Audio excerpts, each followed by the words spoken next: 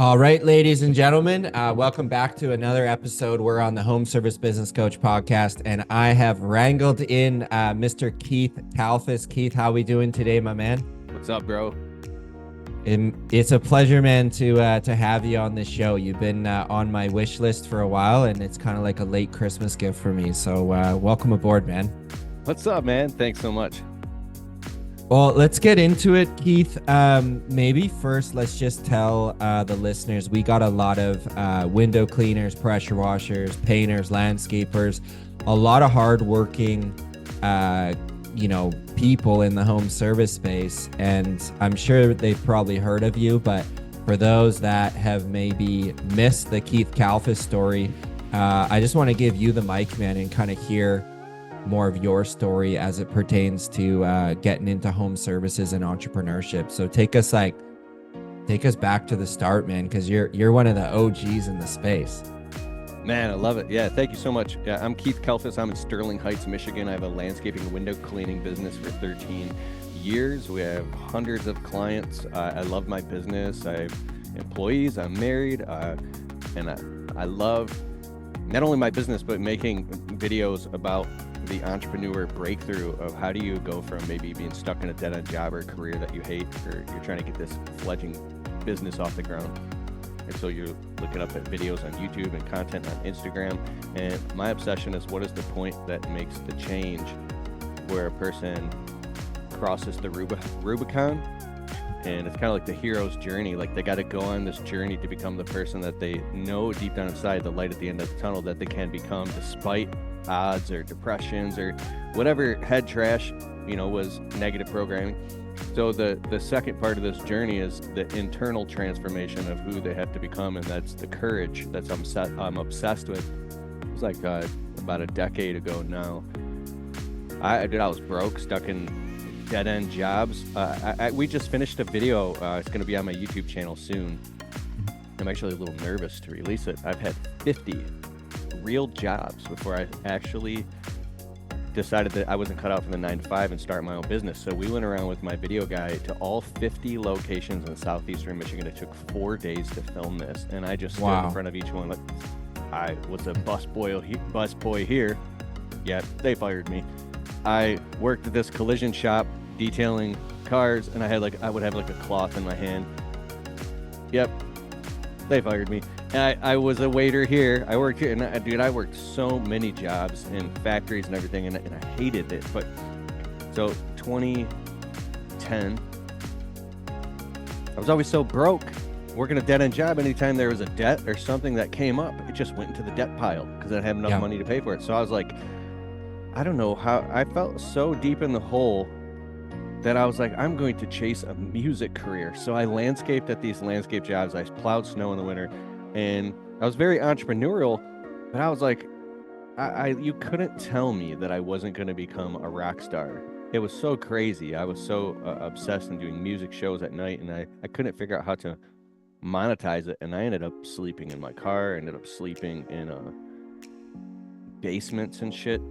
Mm-hmm. And at some point, when I actually put a ring on my wife's finger and asked her to marry me, this thing came over me. I was like, I have somebody else now. I can't fail. I can't do this. I can do it to myself, but I can't let someone else down. If you dig into like Tony Robbins, he talks about, he didn't come up with the shit, but he basically is like, if somebody's drowning, they might give up. But if they have someone else that they're fighting for, they'll fight way harder and way longer to not let somebody else down. And that was when I met my wife. I wasn't even ready to get married, bro. I was like, but she walked into my life. Now looking back, it's the perfect time.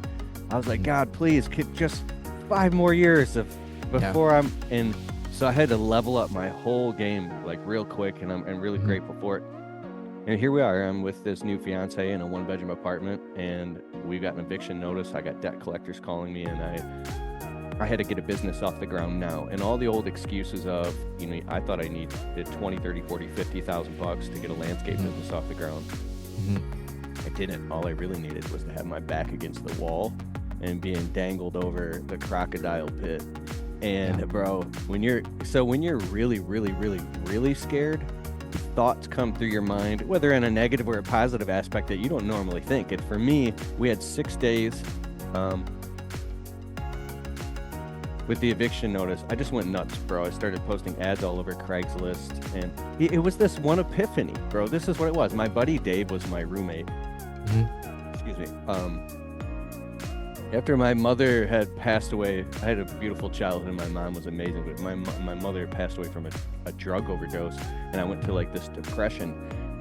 And I remember I went and I didn't live with my mom or anything, but at that point in my life, I had a couple of roommates, and this roommate, Dave, was a recovering addict himself. And I never got into drugs because I saw what it did to people's lives. So I just never did. But Dave stopped me one time in the hallway. He called Keith Kalfas is my name. He called me Falcus. He'd say, he put his arm in front of me and stopped me. I'm trying to leave. I wanted to go like do karaoke or go do a show or something. I want to have a talk with you, Falcus. I'm like, what, man? I gotta go, because I'm like 26. Kind of like the Peter Pan syndrome. I didn't want to grow up. I wanted to still be like, feel like I'm like that early 20s of where you can like, you don't have to totally get your shit together yet, and you can still, but you know the clock's ticking. Yeah. And here I am. I'm fucking sorry. I'm cussing. It's all good, brother. All right, dude. I'm like 26. He's like, you gotta quit bucking the system, Falcus. And I knew that he was right, because you can't change the world. You can't change the way things are. And you want to be free, like Jordan Peterson talks about, these unlimited potentiality. And I knew at some point I had to let go of all the shit that wasn't working and just focus on something. And then my wife walked into my life. And so when we're in this apartment, I moved out. We got an apartment, my wife and I was posting ads all over Craigslist, landscaping all day, sneaking on my phone and picking up and taking calls for new customers and clients. And I would get home from work and literally like use the bathroom real quick, eat something, slam some water, fly right out the door and go work. Out of the back of the trunk of my wife's car with paper bags from Lowe's and some shrub trimmers. And I didn't even have a backpack blower. Like, you don't realize how broke you are and how you have nothing until you actually leave a job where they supplied all the equipment and all the machines and all the shit, and you're like, I actually have nothing. And so the identity of thinking I'm part of this company, if you have a really, really, really good job, and that's different than having like, you know, some basic dead-end job. But I went out with these Black & Decker shrub trimmers that I spent basically like I rent money on. I called the cell phone provider. I was like, please don't shut my phone off. Keep it on for just 2 more days. I promise I have the money. I couldn't even believe, like, looking back, this wouldn't even happen today, but that's where I was at. And so I got a customer for $150. I'm out there trimming the shrubs and like cleaning it up with the broom and putting it in paper bags. I knew how to do landscaping, but this is my own business now. And bro, it took 6 weeks of hustling. Then we took our rent money, and I think I dumped out change and literally borrowed a couple dollars from my wife. She was a waitress, and I got this old truck called the Blue Goose, and there was rust all over it. It was like a 1991 Dodge Dakota. When I got this truck, I remember it was a Saturday morning. I woke up and this feeling came over me. This was 6 weeks into starting my own landscaping business. Today is the day you quit working for anybody else ever again. You're done today. And the feeling, it's like once in a while these epiphanies come through you that are so strong that it's just a knowing. I was like, well, but I have to be to work in 25 minutes. No, today's the day you quit. Today's the day you take the leap. I called up the job. I work for the landscape company. I said, I quit. I got an eye problem. I can't see coming in. I said, I quit. They're like, what do you mean? You have to be here in 25 minutes. I was like, no, I quit, and I'll be there to pick up. No, I said, I'm done. I quit. So I quit, and I instantly called up this client. It was a job for, I think, like $350 or something. Back then, that felt like $650. Right. I said, hey, I have a change of plans. I know I was going to be there next, whatever. I could be there in an hour. They're like, great. So I showed up. And there I am by myself in this rusty Blue Goose truck, and I'm moving rocks around and trimming bushes and out there by myself. And then that turned into another job. That turned into another. And then, so it was the next week, Saturday morning, I'm on my way to like a $700 job to trim the bushes and put down mulch by myself in this truck. It's like, 8 o'clock in the morning. it's spring. No, it was July actually. The sun is shining through the windshield, and there was a crack in the glass of the windshield of the truck. And all I could hear was the hum of the motor and the busted exhaust of this old truck. And it was me with a bunch of now I had some tools behind me. I had an old crappy wheelbarrow. I had some tarps, and I'm on my, and now I'm free. I feel like I had left the mother starship of the protection of these shitty ass jobs, and I went out. You know how I'm escaping, and you're just out on this little rowboat by yourself, scared as shit. Yeah. I was in this little rowboat, bro. The sun shined through the crack in the glass, and the sun shined on me, and I felt the warmth on my chest. And in that moment, it became clear to me that this was the beginning of my freedom, and I was free. And the transformation happened inside of me in that moment, and I just broke down crying, bro. I'm holding the steering wheel, just sobbing in my truck. If it's meant to be, it's up to me. That saying, bro. Yeah. And I was free from that moment, bro. I worked 100 hours a week for 3 years straight. No, I didn't make no YouTube videos about anything, bro. None of that. It was just 100% head down landscape head down business. working. Man, that's amazing. I think thanks for all the detail, man. It's amazing. I think what stands out for me, I've never heard someone having 50 jobs before. So that, I can't wait to check out that YouTube video. I think that just kind of makes it extra special, the fact that you could not be more confirmation of an entrepreneur. It's not like you tried 2 or 3 jobs, you tried 50. So that's pretty cool. And I also think your story is unique in that it doesn't sound like you came from this lineage of entrepreneurs or really grew up in that culture of starting your business. You were just kind of putting one foot in front of the other, sampling this whole thing of entrepreneurship. Is that correct to say? Yeah, I mean, one saving grace is I was in a lot of on the side from landscaping and plowing snow. I was on and off part of different multi-level marketing companies. I was selling Monavie juice, and I was selling, I was in this Amway thing before. It was an offshoot of Amway, these different businesses, and I was listening to reading a book of the month and listening to the tape of the week, and I was on these what they call system, where you're getting trained by these people on stage motivating you. So I actually went kind of crazy when I was 18, 19. I had motivational posts. I bought poster board from the dollar store, and I drew big motivational quotes by Zig Ziglar, Wayne Dyer, Deepak Chopra, Tony Robbins, and Og Mandino, and I had this shit all over the walls in this little trailer I lived in. And I wanted to be successful so bad. I took out my earrings and stuff. I had a little piercing right here, and I used to have spiky hair, and I thought I was the shit, bro.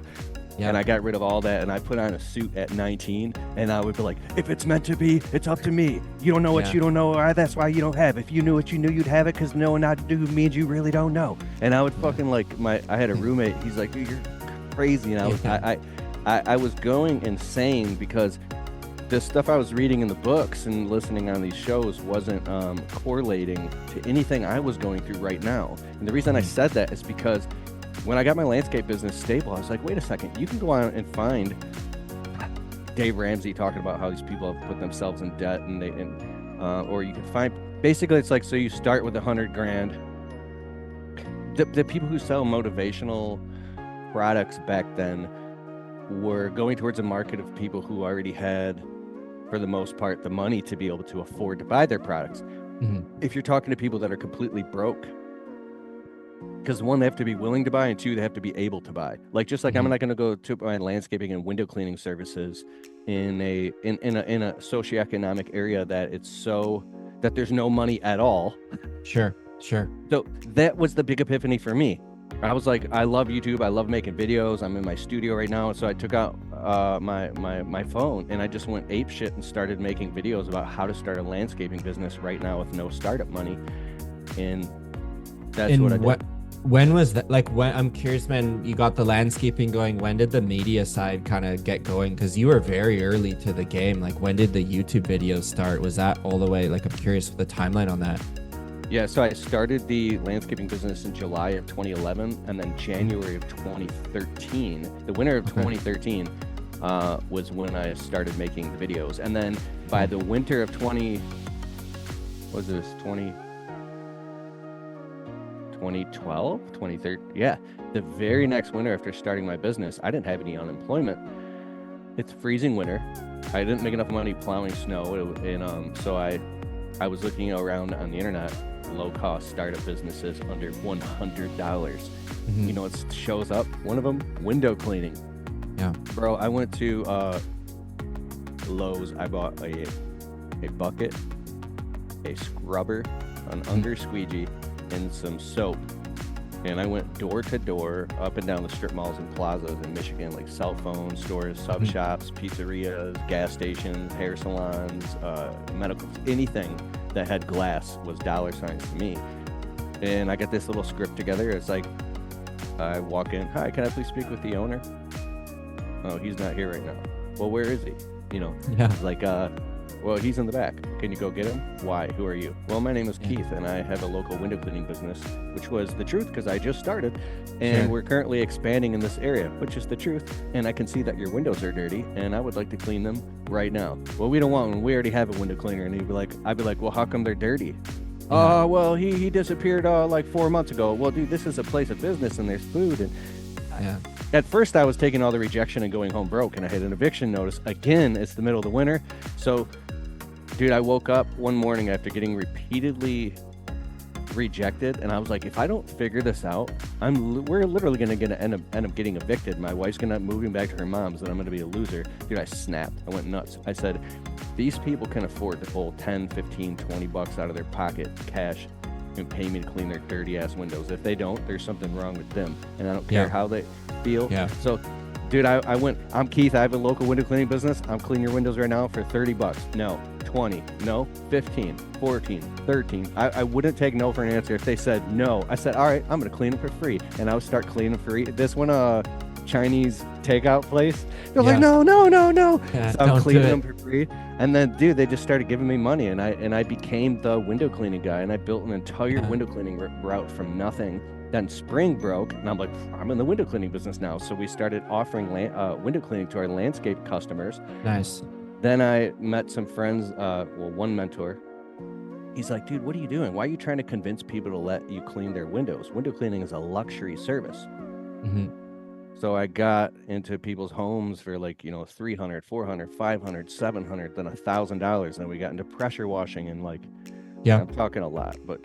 No, man, it's just, I love the level of detail, man. That's why we bring guests like you on the show to hear your story. I guess the first question comes to mind, man, is I think you've done a really good job painting the picture of the struggle on the startup. I'm curious how that ties into any pivotal moments you had that actually shifted the way Keith thought, and maybe if you want to share like a limiting belief or two that you had. Because I mean, if you're going into a business and basically bartering down on the spot, like I feel like the same Keith wouldn't be rolling his business like that today. So I'm just curious, a limiting belief or two that you had in your time of struggle that you'd look back, 10 years forward today and be like, man, have things ever changed? Yeah. It's the ability to have critical, logical thinking with positive expectancy. So positive expectancy is you walk in with a great attitude, no matter what, willing and able to pitch somebody, say, to clean their windows. All day today we have for window cleaning, the prices keep going up with this crazy ass inflation, but let's just say it was a $200 bare bones minimum for us to show up and clean exterior glass. I'll only do that if we're already doing something else, but it's like,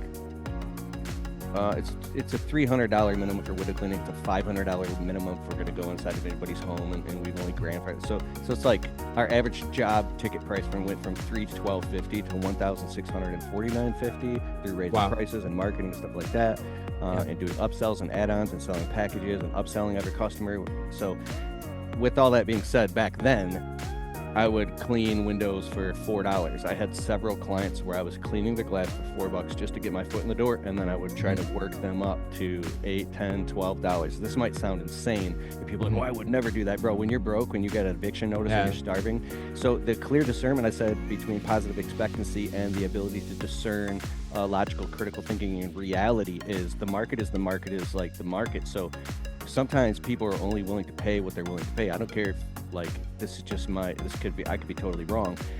I don't care if you show up like in a tuxedo and with golden squeegees, and you have like, you stand up on a fucking ladder and you've got a scroll that shows all the perceived value of how you should pay us $300 to clean your storefront because we're like, I don't give a shit. Yeah. At the end of the day, you're a window cleaner and you're cleaning their glass. And some of these, I had today, let's literally like triple all the prices of everything that I'm saying so I don't freak people out. Sure. This was like 2011, 12, 13.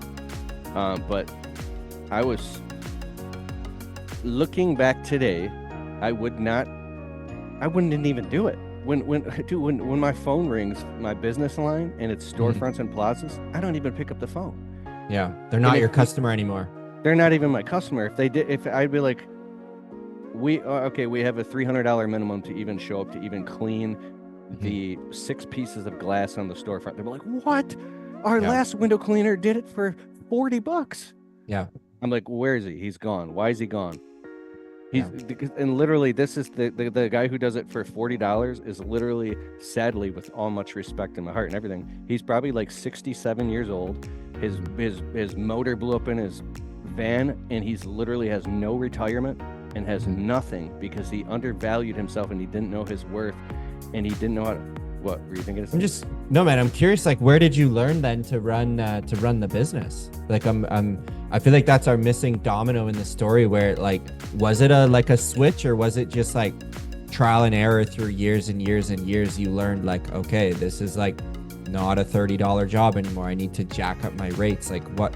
I'm curious when that kind of shifted around and Keith learned to more run the business. One of my best friends is a life coach, and he's probably the most conscious man that I know in person. He's like 58 now.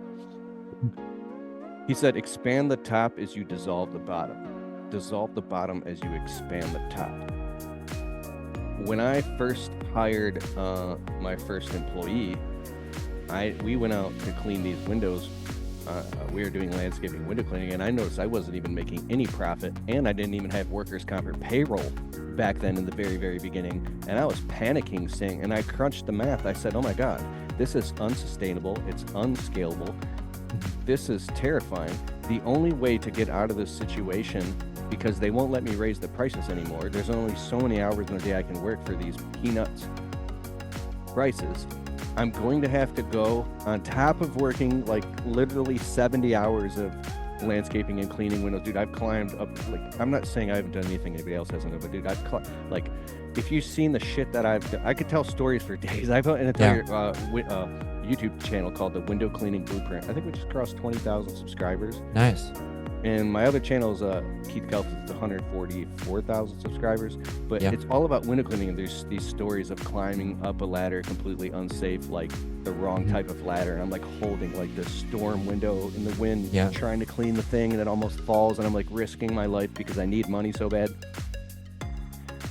It didn't matter that I started realizing my worth and getting frustrated, pacing around the house in front of my wife after dinner, flexing, like squeezing my hands in frustration, feeling like a worthless piece of shit, and saying, I don't care how many books I read and how many motivational tapes, the customers won't fucking pay more. They won't pay more. They won't pay more. I don't care if I'm like, and I would turn into a total victim bitch, bro.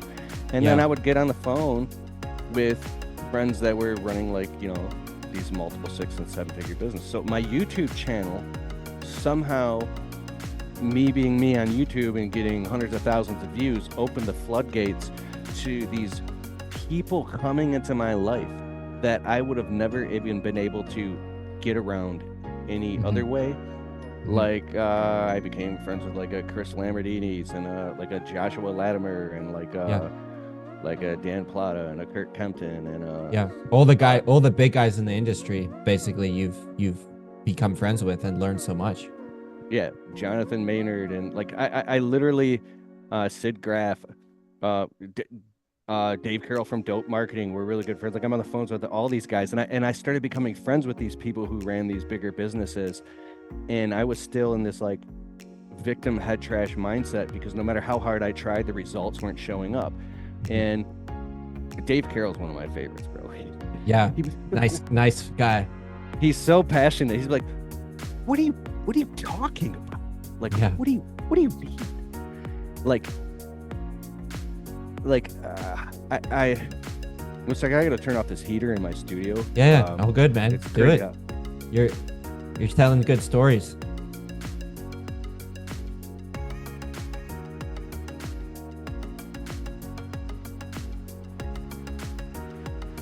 So basically, on one end, I have people in my life that were completely broke, total coupon clipping victim mindset to the max, like horrific negative toxicity. And then the other half, these people that are just crushing it.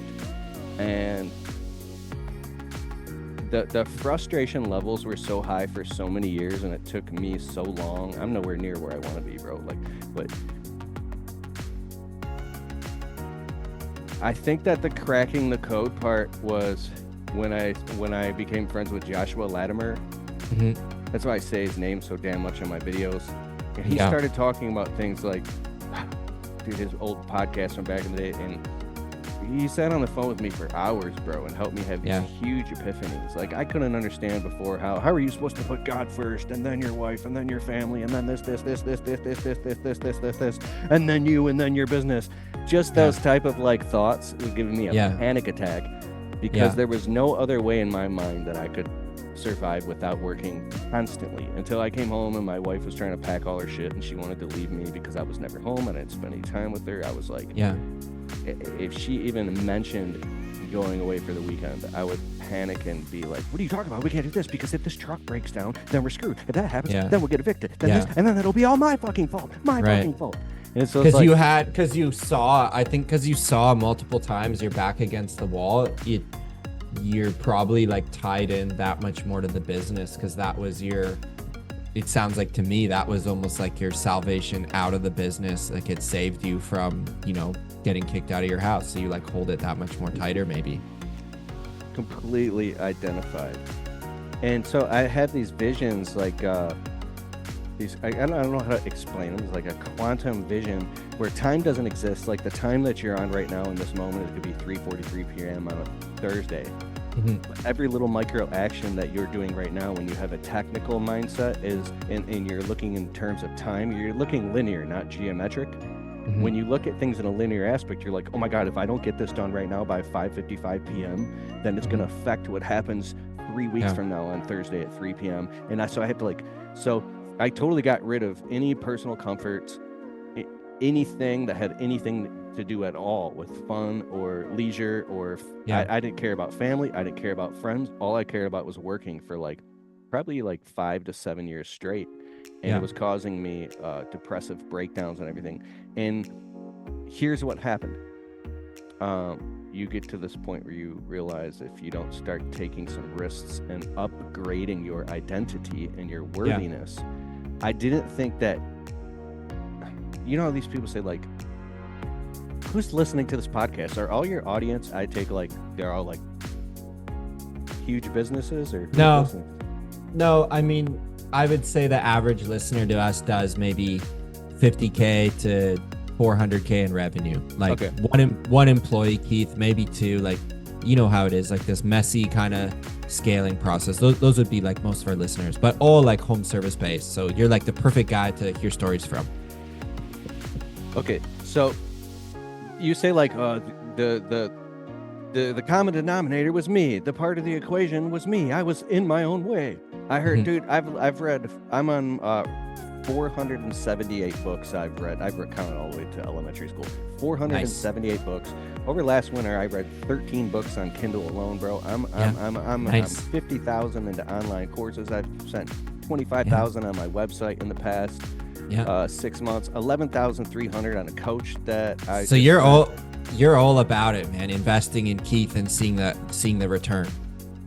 100,000%. I don't normally share stuff like this. I just want to give some context here from where, because I don't think I'm anywhere yet, but I feel like such a fucking idiot saying this, but I don't, because I want to be I want to be worth $100 million, bro. Like just like we all do. Yeah. So I don't Yep. ever want to come across as like, who's this Fisk guy think is? But I'm Yeah. like, I'm fucking middle class, bro. But like, I have perfect credit, impeccable finances. Mhm. I'm today where I used to dream of being. The amount of things that we have automated and happening, and the amount of things that we're doing now is stuff that seemed fucking impossible to me just 5 years ago, right? Yeah. And I'm actually paranoid because I'm like, I can't even believe that this is happening. Out of all the different possible realities that could have happened, how did I grab control and take the wheel and force this reality Mhm. to happen? And what is the difference that makes other people end up, 45 or 55 years old, still broke, still running like they're trapped with one employee, or they can't get past Mhm. 50,000 in personal income, and then they end up having like some type of, I don't want to say midlife crisis. But no, you're right, man. It's like you've coached so many guys, man. Like it's so common in our space. Like it's usually guys that tend to get stuck, and it's all these cliches, right? You get in your own way, you're bottlenecking your success. Like I think it's more interested. All our listeners have heard those phrases, but it's more like what's behind the thing. I guess my question for you, Keith, would you say you identify as an entrepreneur that also struggles with like perfectionist tendencies, or are you really good at like, hey, here's the process, like delegate it out, and you don't really worry that the employee is going to do the thing? Like which one would you be? So, all right, I'm not a perfectionist at all, but when it comes to like my word, going on clients' properties and maintaining their property or whatever, and collecting a check from a real customer in the real world is a very, very high, like, especially being able to live in this country and all this, like, it's such a honorable thing that requires so much integrity, so much gratitude, so much conscientiousness. Like, this is a huge opportunity. If somebody is going to write you a check for $3,500 to, like, soft wash the roof and get rid of the mold and power wash the driveway and all this shit, clean the windows, like that's amazing. Like, where else can you do that? So you want to do that with the highest level that you could possibly conceive in your mind, body, heart, and spirit and soul, and transfer that to your employees, the level of like not cutting any corners and doing everything to the highest level of ability. So if you were questioned, like, yep, I did this, here's all the checklists, like you pass every test with flying colors. Like I think if it weren't for things like that, like employees counting on me and my wife counting on me and customers counting on me, I might just be a lazy guy sitting around watching movies and eating fucking Cheetos, because I don't have that much self-discipline, bro. I want it like for Christmas, I bought a beat machine because I love music. I got a keyboard behind me. Sweet. And I want to make my own beats for my own YouTube videos, so I don't have to pay copyright and licensing fees and all this stuff. So I want and I'm so excited about this. But I believe what keeps you on track is other people and the team around you. And so I started looking at successful people, because people go up and down. I'm trying to compress all this into this. Like, I'm really into like Gino Wickman, Traction, Get a Grip, and Rocket Fuel, and I'm learning about the EOS method. I'm into Dan Sullivan, Strategic Coach. I'm really into like Robin Sharma and obsessed with personal development. So imagine if an entrepreneur has this like 3 to 5 year period where he just has all these awakenings. He creates systems and protocols and SOPs and everything, and hires a team and gets the right people in place and managing the marketing and a bookkeeper and you've got you build a team around you and you're having pulse meetings, and then he just kind of crashes and maybe goes into like maybe a lazy mode or depressed, or he has some life issues, but he's still successful. He or she is still successful because now he has this team and all these people and all these systems and all these things accounting on him. So it's this perpetual flywheel that, like, I look at it like the things that you did 1 year ago, 3 years ago, 5 years ago, you were either suffering from or benefiting today. So when you get really clear about that, here was the biggest, I'll just cut all the shit. Getting around entrepreneurs who are crazy fucking successful is the whole secret to all this shit. That's when you get around that's them, the way. it rubs off on you. Yeah. Yeah. 100%, man. That's what it is. It's a great way to sum it up, man. I guess I'm curious too, as we run against the clock here, like you work with a lot of landscapers, window cleaners. A lot of our listeners should definitely check out your stuff and your podcast, your YouTube, everything. We'll link all that up. What would you say, Keith, is like 2 big mistakes that guys you work with, girls you work with, you're like, man, if I could wave 2 magic wands, like you just dropped a great gold nugget to go get around super successful entrepreneurs. But I'm curious, 1 or 2 more like gold nuggets or like big mistakes that you see people making. If you could just grab them by the collar and be like, oh, please don't do that because I screwed that up. Go and do this. What would those couple pieces of gold nugget advice be? Oh, things that I screwed up? Okay. Sorry, my brain was going on a different path because some huge things popped up that I see other people pitfalls that they fall into that could have easily been avoided. But that one too, man. It doesn't need to necessarily just be Keith, but like you just, it's not like you've just coached 1 or 2 people. Like you're working with tons of people, so it's like I think you're privy to seeing like trends and stuff, which I think would be cool to hear your take on. Dude, it all comes down to identity, and I didn't know what that meant. There can be parts of you that are trapped in an old identity going all the way back to like when you were a kid. Like they say you have childhood issues. You literally could, or there could be a part of you stuck at 18 or 24 where your psychology hasn't leveled up to the fact that you're being fully 100% accountable. The victim mindset, bro. I'm obsessed with the victim mindset. My wife loves animals, and so do I. We have 3 dogs and 3 cats and fish. Yeah. And, we have 2 special needs dogs, and one of them is throwing up all over the house constantly. We clean up an average of 17 messes a day. I was cleaning up right before this podcast. Okay. So 17 messes a day. When I'm literally on my hands and knees, the first thing I do every morning when I wake up, I drop on my knees and I clean up puke all over the floors. As I'm doing it, I'm just smiling, and it doesn't even bother me. I used to be a total victim of like, what the fuck? Oh my God, I don't have time for this. Yeah. Oh my God, blah, blah, blah. Yeah. How are we supposed to start having kids and scale a business when I'm sitting here cleaning up puke? I can't do this.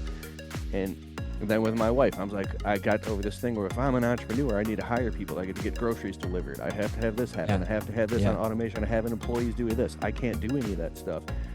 And then it was like, it was putting my wife first, bro. It was putting God first and then putting my wife first. That was the big epiphany for me. Wow. It seemed impossible, but it's outside. It's counterintuitive to. It's elusive. It's counterintuitive because it seems impossible. But if you put God first and then put your wife first, and then you'll start to see everything else follows. It's so funny. It is counterintuitive though, man. We think, old Keith would have said you need to work 100 hours a week to be successful. I guess that's my last question, man, is like, you've been in the game long enough, which I super respect, over a decade in entrepreneurship. I'm curious, how does Keith balance like other facets of life? Because you got your business and you've got your media business. I'm sure you have people hitting you up online every single day. You've got, your pets, you got your wife. Is there anything else that you're like, hey, I need to tap into this because it gives me energy? Because I also think you got the whole self-help personal development on lockdown, and I know that takes time. So is there anything else that keeps you from just being business all the time where you're like, hey, like these 2 activities actually like really pull my brain out of it?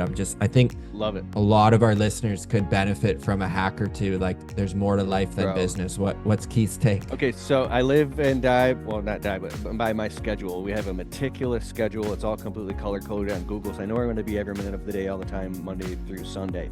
I don't post any social media or make videos or any of that stuff on Sundays. Because the person that I am on Sunday, I'm more relaxed. I'm hanging out. I'm in sweatpants, or then on the weekends I do self-care days. So I literally I watch I wash my truck. I get acupressure. It's like a Chinese acupressure massage. I will hang out with my wife and go in the jacuzzi.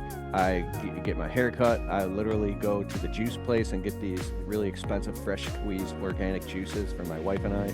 Go to the gym, work out, and just hang out and relax and also consume it. But I'm trying to compress all this shit. So no, it sounds like your weekends are like loaded with stuff outside the business. It sounds like. Yeah. So on Mondays, my videographer comes and we do filming. Mondays, I also do quotes in the business. So Monday quotes. So we're filming and doing quotes on the business and getting all the customers and doing sales calls and quotes. Tuesday, working all day in the business, but every Tuesday night I do date night with my wife. We have like 370 consecutive date nights since 2016. We never miss a date night, no matter what. We just had date night last night. We're not like hanging out on our phones. We're at the dinner table. We're eating amazing food and hanging out, and we go out to eat. We play games. We watch movies. We talk. So we do date night. Every single Wednesday after running the business, every Wednesday is podcast day. Now. Yeah, so we're doing a podcast right now. So I do all my podcasts on Wednesdays and Wednesdays only. So anything that's podcast related gets funneled into Wednesday, right? Every Thursday, we're always filming. We have so much stuff. Every Friday at 2 p.m. is my Pulse meeting with my team. So I have a consultant who consults me. I have we have the visionary integrator relationship. So I'm the visionary and my integrator is on all the calls and she implements. And then we record it all on Zoom. We use otter.ai and we record and transcribe and break everything down into show notes. So, and we're going through and we just saw last week, we completely planned out Q1 and Q2 of exactly what we're going to do, our revenue goals, what we're going to be doing as far as the marketing. Everything is planned out for Q1 and Q2. Now we're going and we're executing it, right? Then every single Friday, I do Friday finances. The first thing I do when I wake up, I get a cup of coffee. Everybody knows, leave me the hell alone. I'm doing Friday finances and I talk to my bookkeeper. So we go through the finances with a fine tooth comb and make sure every T is crossed and every I is dotted. Then we can, do whatever on Fridays. Every single Saturday morning I wake up, I do my Saturday errands, which is like, I'm not going to tell you what they are, but it's like, because there's no point in going into all the details, but it's scheduled to run all the business activities and all the stuff that needs to get done and all the errands and like go to the office and check my email on Saturdays. So I can relax on Sunday. And then what we do is if you study like implementing habits and stuff like Atomic Habits by James Clear, you can build a new habit once you get one installed. So you put things on a pulse, like a pulse, and you funnel those activities into those specific days. And then when you do that, you can batch activities. So, how can I say this? Yeah, and the better and better you get at that, it reaches what Robin Sharma calls automaticity. So you're dialed, man, with your block schedule, like Monday to Sunday, 7 days a week. Sundays are like Keith personal day. And then your businesses kind of intertwine each other, but it sounds like you have a very specific, like Monday's quote video, Friday's the finances, like things are dialed with the date, but also your personal life with your wife's like integrated with the date night and with the hangout. So I think like, that's probably taken years, man, to dial in that schedule, because your old schedule was like, Keith, work 100 hours a week. I'll do nothing other than the business. And now the scale and leverage of your companies is significantly higher than, Keith working 100 hours a week. So isn't that just funny how you change the inputs and the output changes? Inputs and outputs. There's a huge piece of context that I'm leaving out that might frustrate old me. So people listening, if you read Dan Martell's book, Buy Back Your Time, I can see it back there. So basically, when you start making more money in your business, you get some higher paying clients, you get rid of some of the old crappy clients, or you negotiate higher prices. You're going to be like, my bank account is having more money. Don't go upgrade your lifestyle, or don't go buy that $100,000 truck. Take that chunk of money and funnel it into a separate account that you're saving for that future executive assistant or that foreman or that person. So my landscape business is still very small, but my media business is growing. I have 17 virtual assistants and a core team of 11 assistants. So how do you do all this stuff? Well, I only have influence over about 15% of it, maybe, or 10%. So Yeah. the team is doing everything, and this is all on a flywheel. So if my videographer comes, like my job, my unique ability is being on a camera or in front of a microphone, right? Yep. Well, you need money to be able to do. How are you doing this? Well, it takes money. So Yeah.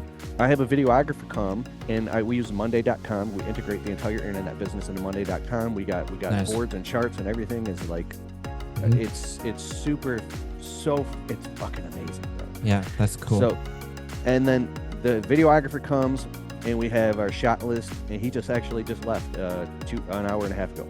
Yep. And so we get all the filming done. Then he takes the footage with him and edits the videos. I have 3 videographers and 4 different editors that I work with. Wow. I get another editor editing my long form content. And so when they're done doing the videos, I just put the one video on YouTube. I'm completely done. My Yes, you're not editing, man, making thumbnails, although you're gonna make some beats though for some future YouTube, which will be cool. For But fun, everything yeah. else sounds like it's just dialed in, that you're in your zone of genius, your unique ability, and then the team's executing. The thumbnail artist, she does all the thumbnails. My editor edits the videos. My other VA, she's chopping up the content and creating YouTube shorts, Instagram shorts, and TikTok shorts. And then I have 2 podcast producers, a main producer and a secondary backup producer, but they alternate and switch. We're putting out 1 to 2 shows per week, and then writing extensive show notes. And then my blog article writer is writing the blogs, and then sharing that to our list of like 16,000 or 17,000 on email list. And then I have a Facebook ads guy and a YouTube ads guy. So we're running ads, and we're tracking the ads. So we meet every Saturday at noon. So, and then I have like and he's like an attorney, but he's like an entertainment attorney that I'm running stuff by. And then the highest part of it is all like the marketing progression pyramid that I've been putting together for like years now. The top, like the capstone is like, that is when you are the visionary, but you have someone holding you accountable. So it's like, I don't know if it's like a mastermind concept or something, but still figuring that part out. And then we take everything, we're documenting it. Love it. And Look we're at that. putting it out. Processes, systems, like there's your playbook, man. Dan Martell would be proud. So when I physically print all this shit out, and we go through it all with a fine-tooth comb. We got checklists. And when I'm building this out, and like, I've wanted to be here forever, bro.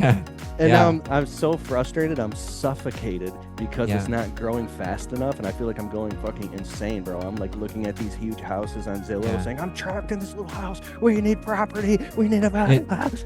But it's funny. It's funny though, man, how the brain changes. Like if you went back to Keith 13 years ago, cleaning windows for $4, making rent, and you're like, if you could tap him on the shoulder and say where you are today, like you would trade that in a heartbeat. And then this is your reality, and you're still like, why is my house bigger, more money? That it's just like the brain always like wants what we don't have. And I think that's like, there's beauty in that, but it's also like can be a curse, I think, because that's why you see people who have $100 million, they want to be a billionaire, and you want like, you're just, the goalpost just always moves. So I don't know, for me, I struggle with that too, but I'm just like, I tell the guys we work with every day, you get to wake up and be an entrepreneur, celebrate, because you've already won.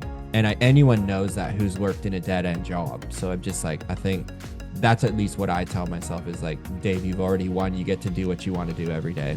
You know, money is just numbers. Bro, love it. Just some thoughts, but we're against the clock here, Keith. So I want to wrap, man. Thank you so much, man, for blessing us with your time. This will go up on YouTube, podcast, email, everywhere. But people listen this far, man. We're like 45 minutes in. Where can they find Keith Kalfas? What would be the best way to get a hold of the man himself? I was just laughing because, you know, the people that reach out to me after I do a podcast and to a new audience of people, they're like, bro, oh my God, you're ADHD just like me. Yeah, that's so that's funny. like one of the Keith Kalfas everywhere. Everywhere. Just your name, man. You've done a great job branding yourself personally. Everywhere. Just your name. And your show, your podcast, man, just tell us for a minute on that before we wrap, because I think yeah, I won't rabbit trail, but I was into one of your episodes the other day where you're climbing around on a guy's balcony, like moving all his furniture. I'm just like, man, this sounds very relatable. But what? Tell us about your podcast before we Oh yeah, wrap. that was good. It's the Untrap podcast on all platforms. Untrapped podcast. Okay, cool. We'll link that up too, man. So fantastic, Keith. Well, thanks for carving us out, man, on Podcast Wednesday. I was honored to take this spot in your schedule, man, and we'll get this up on all our platforms to help a whole bunch of landscapers, window cleaners, painters. Thanks for your time today, my man. Boom. Thanks so much for having me on your show, and thanks so much to you guys listening. I really appreciate it, and have a blessed day.